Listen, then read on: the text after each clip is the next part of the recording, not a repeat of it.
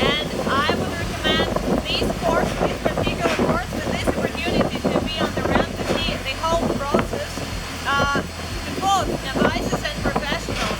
As the beginners will have the great chance to see how does it work, and professionals will have a good chance to share the experience, to find something new. Maybe it will be inspiring for them.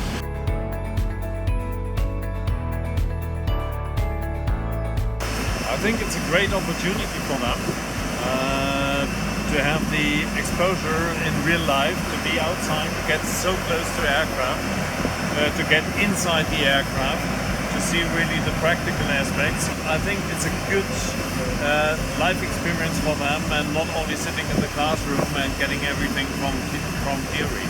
Okay. And I'm very grateful for it because we don't get so many opportunities like this.